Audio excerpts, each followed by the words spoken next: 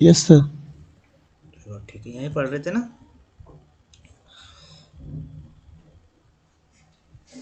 जी sir. तो देखो, जनपद ध्वंस वाला चैप्टर है, वो पढ़ रहे हैं। ठीक है, तो उसके लिए लिखा है कि नियत और अनित अनियत आयु का प्रकरण। ठीक है, इसलिए देखो, भूता नाम आयुर्युक्ति अपेक्षित है। तो आयु किसकी अपेक्षा करती है? युक्ति की अपेक्षा करती है। ठीक है, देव पुरस्कारे च स्थितम यस्य बला अबलम। तो आयु का जो बल और अबल है, ठीक है, बल अबल का मतलब क्या है कि बल का अधिक होना या बल का कम होना, ये किस पे डिपेंड करता है? ये देव और पुरस्कार दो पर चीज़ों पर डिपेंड करता है। ठीक है, देव और पुरस्कार, इन पे आयु का जो बल है वो डिपेंड करता है। ठीक है, तो ये बात याद रखनी है, आयु का बल किस पर डिपेंड करता है? देव और पुरस्कार पर। अब दूसरी बात आती है कि देव और पुरस्कार है क्या चीज़। तो नेक्स्ट वाले श्लोक में बोला है कि देवम आत्मकृतम विद्यात् कर्म यत पौर्वदैहिकम। मतलब पूर्व जन्म में किया गया जो आपके कर्म है, उनको अपने को देव कर्म समझना चाहिए। ठीक है, देव कर्म क्या है? पूर्व जन्म में किए गए कर्मों को देव कर्म कहते हैं। नेक्स्ट, स्मृतम पुरस्कारस्तु क्रियते यद इह पारम। मतलब इस जन्म में जो कर्म कर रहे हैं वो पुरस्कार, पुरुष है, आपके पौरुषता है। ठीक है, वो पुरस्कार है। तो ये दोनों चीज़ों पर ही डिपेंड करती है अपने आयु आयु की जो बल और अबल है, उस पर डिपेंड करता है कि आपने देव कर्म कैसे हैं आपके, और पुरुषार्थ कैसा है आपका। पुरुषार्थ मतलब इस जन्म में जो कर्म किए, और देव मतलब जो पुराने जन्म में जो कर्म किए। आगे बोल रहा है कि त्रिविध कर्म बल अबलम विशेष अस्ति तयोर अपीछे कर्मणो दृष्टम ही त्रिविध कर्म हीन मध्य उत्तम। तो ये जो देव और पुरुषार्थ कर्म है, इनकी प्रधानता और अप्रधानता की विशेषता होती है। ठीक है, और इसी आधार पर ये जो अपने जो कर्म है वो उनको तीन भागों में डिवाइड किया है। तीन भागों में कौन से? त्रिविधम कर्मम, हीन कर्म, मध्य कर्म और उत्तम कर्म।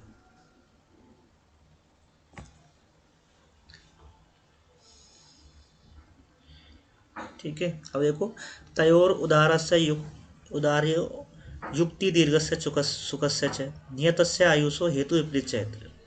तो जिनकी आयु दीर्घ होगी, ठीक है, जिनकी आयु दीर्घ होगी, उनके उनके बारे में क्या है कि उनके देव कर्म और पुरुषार्थ कर्म दोनों ही अच्छे होंगे, बलवान होंगे। ठीक है, जिनकी आयु कम होगी, ठीक है, उनका मतलब क्या, उनके जो दोनों जो पुरुषार्थ हैं और वो देव कर्म में दोनों ही अबलवान होंगे। अगर दोनों मध्य में हैं तो दोनों की आयु मध्यम की होगी। तो इसके माध्यम से ये बोल रहा है। आगे बोल रहा है कि देवम पुरस्कारेण दुर्बलम उपहन्ते। ठीक है, अगर मान लीजिए देव कर्म ज़्यादा बलवान है आपका और पुरुषार्थ कम बलवान है, तो ये देव कर्म पुरुषार्थ को उपहत कर देगा। ठीक है, कम कर देगा, इस पर इफेक्ट डालेगा। ऐसे ही अगर इसका उल्टा कर लें, ठीक है, पुरुषार्थ बलवान है, देव कर्म बलवान नहीं है, तो वो इसको उपहट कर लेगा। ठीक है, तो इस तरह से ही आपस में एक दूसरे पर प्रभाव भी डालते हैं। ठीक है, तो बस इतना, इसको अभी छोड़ दीजिए। ये सब इतनी अपने मेडिकल लाइन की ज़्यादा चीज़ें वो नहीं है, रिलेटेड नहीं है, अपने काम की भी नहीं है इतनी, बट अपने एग्जाम में कभी कभी आ जाती हैं, इसलिए पढ़ना पड़ जाता है।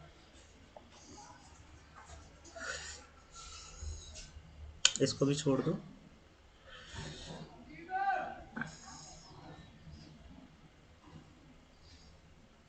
काल मृत्यु, अकाल मृत्यु, ठीक है, इसको भी छोड़ो। ये देखो अब, ठीक है, ज्वरितव्यम पानीय उष्णम प्रक्षयंती विसजो भूष्टम ना च शीतम।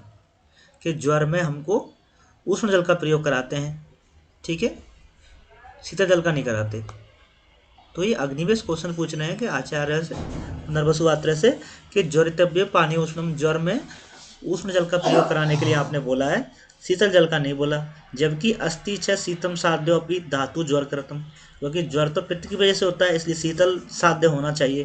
तो ये क्वेश्चन है जो अग्निवेश ने आचार्य से पूछा। अब इसका उत्तर क्या दिया जाएगा, नीचे देखो, तमु भगवान आचार्य, भगवान आचार्य ने ऐसे कहा। ठीक है, अब देखो एक एक और चीज ये कि यहाँ बोल रहा है कि अथम अग्नि प्रश्नम, अग्निवेश ने प्रश्न पूछा, और यहाँ लिखा है तमु भगवान आत्रेय, भगवान ने उत्तर दिया। तो इसमें से ये गुरु सूत्र कौन सा हो गया? गुरु सूत्र हो जाएगा तमु भगवान आत्रेय, ये गुरु सूत्र हो गया, ये शिष्य सूत्र हो गया। तो ये भी कभी कभी पूछ लिया जाता है एग्जाम्पल में कि ये कौन सा सूत्र है। ठीक है, आगे देखो पुनर्वसु आत्रेय ने उत्तर क्या दिया है? ज्वरितस्य काय समुत्थान देश काल अभिसमीक्षम पाचनार्थ पानीय उष्णम प्रसंत्यसि विश्राम विसर्जम, कि ज्वर में शरीर को देख के, उसके कारण को देख के, देश को देख के, काल को देख के, इन सब चीज को देखकर उष्ण जल का प्रयोग औषधि के रूप में पाचन के लिए दिया जाता है। ठीक है, तो क्यों दिया जाता है? पाचन के लिए दिया जाता है, पाचन ताकि हो जाए। ठीक है, क्योंकि ज्वरो आमाशय समुत्थम, ज्वर क्या है? आमाशय समुद्र व्याधि है। हमने जो व्याधियां पढ़ेंगे, ठीक है, उसमें कि कहाँ से उत्पन्न है, उसके आधार पर ये ज्वर आमाशय समुद्र हो, ज्वर आमाशय समुद्र होती है। ठीक है, तो प्रायसो भेषजानि, और जो आमाशय की जो चिकित्सा है वो क्या बोला है? प्रायसो भेषजानि आमाशय समुत्थम विकारणम वाचनम वमनम और अपतर्पणम समर्थानि भवन्ति। जो आमाशय समुद्र व्याधि हैं उनकी चिकित्सा के लिए बोला है कि उसमें 3 तरह की चिकित्सा करनी है अपने को: पाचन चिकित्सा, वमन चिकित्सा और अपतर्पण चिकित्सा। ठीक है, पाचनार्थ से पानीय उष्णम, और उस पाचन के लिए ही हम उष्ण जल का प्रयोग कर रहे हैं। तस्मात् ज्वरितेभ्य प्रचंति विसर्जो भूयिष्ठम तेषां पीतम वातम अनुलोम्यति। अब ये पानी जो है उष्ण जल बहुत पाचन का काम तो करेगा, इसके अलावा और क्या काम करेगा? वातम अनुलोम्यति, वात का अनुलोमन करेगा।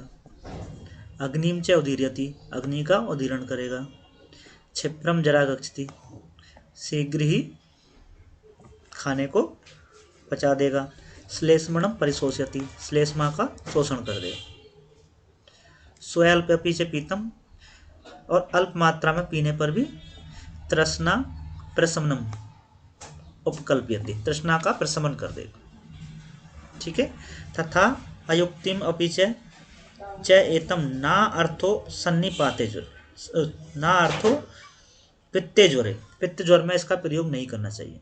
उष्ण जल का प्रयोग पित्त ज्वर में नहीं करना चाहिए। तो मतलब ज्वर में पानी रूप में उष्ण जल का प्रयोग करना चाहिए, किस ज्वर को छोड़कर? पित्त ज्वर को छोड़कर। क्यों? आगे लिखा हुआ है सैधा भ्रम प्रलाप अतिसारत प्रदेय। अगर आप पित्त ज्वर में उष्ण जल का प्रयोग करेंगे तो आपको दाह हो जाएगा, भ्रम हो जाएगा, प्रलाप हो जाएगा और अतिसार हो जाएगा। ठीक है, या ये अगर कंडीशन है तो इनको बढ़ा देगा। तो उष्णेन ही दाह भ्रम प्रलाप अतिसार है वो अभिवर्धयन्ते, या उसका वर्धन कर देगा। ठीक है, और उस कंडीशन में आपको क्या प्रयोग करना चाहिए? शीतेन च अपसाम्यति, उसे शीत जल से प्रयोग करना चाहिए। ठीक है, तो इसका उत्तर उनको मिल गया कि भाई उष्ण जल है उसका प्रयोग हम पाचनार्थ करते हैं, उसके अलावा उष्ण जल का प्रयोग वात का अनुलोमन भी कराता है, अग्नि का उदीरण भी करता है। ठीक है, भोजन को जल्दी पचा जाता है, परंतु पित्त ज्वर में इसका प्रयोग नहीं करना चाहिए, उसकी जगह शीतल जल का प्रयोग करना चाहिए।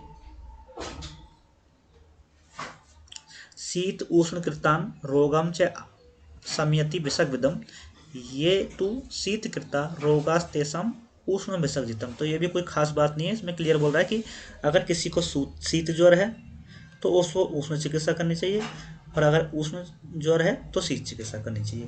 क्योंकि हमने अष्टोत्तरीय चैप्टर में 2 प्रकार के ज्वर पढ़े थे, सौम्य और आग्नेय।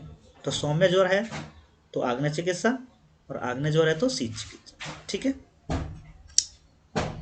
इसके अलावा एवं इतम एषाम अपि व्याधिनाम निदानम परिवर्जितम भेषजम, निदान विपरीत चिकित्सा करनी चाहिए। व्याधिनाम निदानम विपरीत भेषजम, तो व्याधि विपरीत चिकित्सा और निदान विपरीत चिकित्सा 2 प्रकार की चिकित्सा बताइए। और उस चिकित्सा में क्या क्या बताया है? देखो, अपतर्पणानि, अपतर्पण का प्रयोग।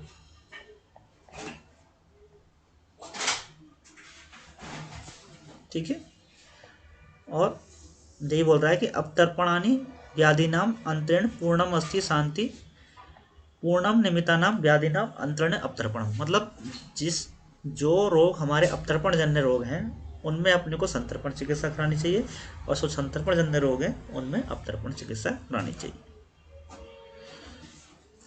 ये इंपॉर्टेंट है आपके लिए। निशान लगाना है इस पे। अवतर्पणम चयपी त्रिविधम, अवतर्पण 3 प्रकार का होता है, ठीक है। कौन कौन सा? लंघन, लंघन पाचन और दोषावशेषण, ठीक है।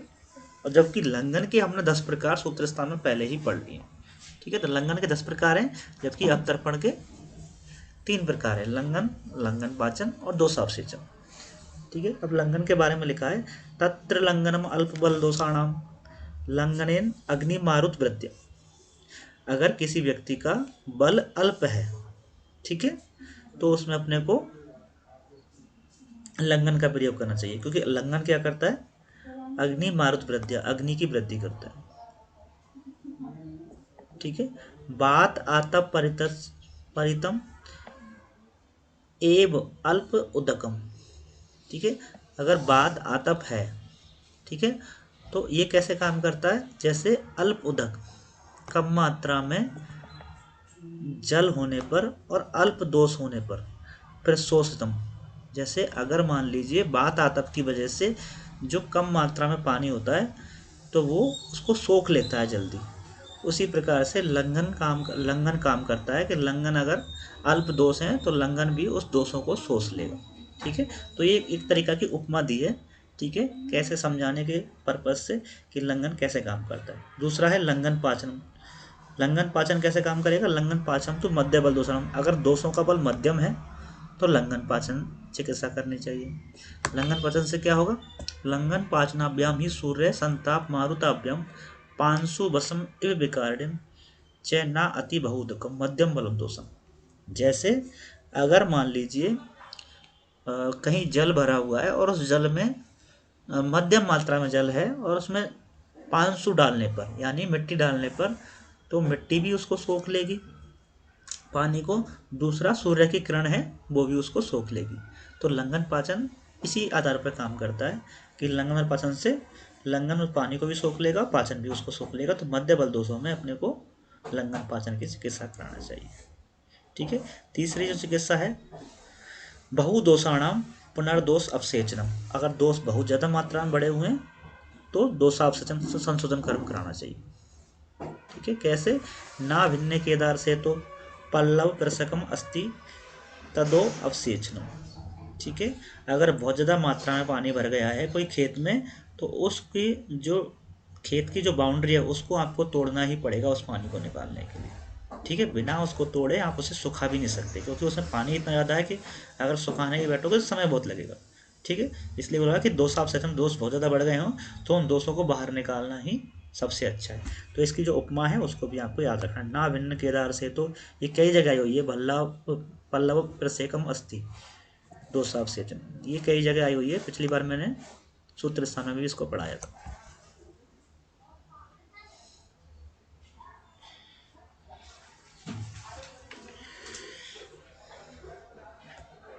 अब देखो, तथात्वे च अनुबंधे वा यस्य स्यात् शुभम फलम कर्मणं सत्रम कर्तव्यम एतम बुद्धिमताम मतम, ठीक के कार्य करते समय तत्काल या भविष्य में जिसका फल अशुभ हो अर्थात हानिकारक हो उस कार्य को करना नहीं चाहिए, ऐसा बुद्धिमानों का सिद्धांत है, ठीक है। इस वाली लाइन को याद रखना। नेक्स्ट देखो, अब आगे जिन्होंने देश के भेद बताए, ठीक है, देश के भेद, देश 3 प्रकार के होते हैं, ठीक है। आगे भी पढ़ेंगे हम इसको, अब अभी पढ़ रहे हैं। देखो, एक तो जंगल प्रदेश,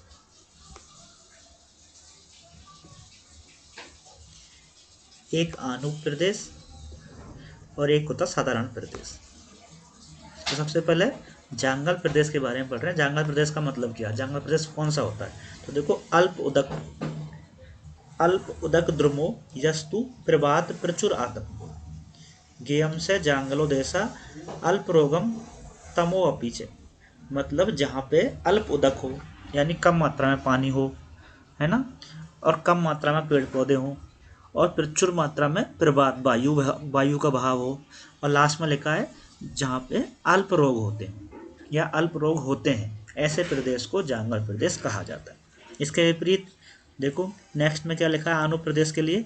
प्रचुर उदकम, जल बहुत ज़्यादा मात्रा में है, वृक्ष बहुत ज़्यादा मात्रा में है, निवातम से दुर्बलम आतप, और उन वृक्षों की बहुत ज़्यादा होने की वजह से आतप भी कम होता है, यानी कि ताप जो है, सूर्य का संताप है, वो भी पृथ्वी पर कम पहुंच पाता है, ऐसे प्रदेश को आनुप प्रदेश बोलते हैं। ठीक है। और लास्ट में लिखा है कि अगर इन दोनों की मध्य की कंडीशन है, समावस्था में है दोनों, ठीक है, तो साधारण देश कहलाता है। और आनुप देश की वजह से बहुदोष कारक होता है, मतलब ज़्यादा रोग होते हैं। तो जांगल प्रदेश अल्प रोग वाला होता है और आनुप प्रदेश बहुदोष वाला होता है। अगर आप सामान्य भाषा में देखेंगे, जो राजस्थान का प्रदेश है उसको जांगल प्रदेश माना जाता है, और जो उत्तर प्रदेश वाला क्षेत्र है उसको आनुप प्रदेश की श्रेणी में रखा जाता है, जहाँ पानी की मात्रा ज़्यादा होगी, जहाँ वनस्पति ज़्यादा होगी। ठीक है।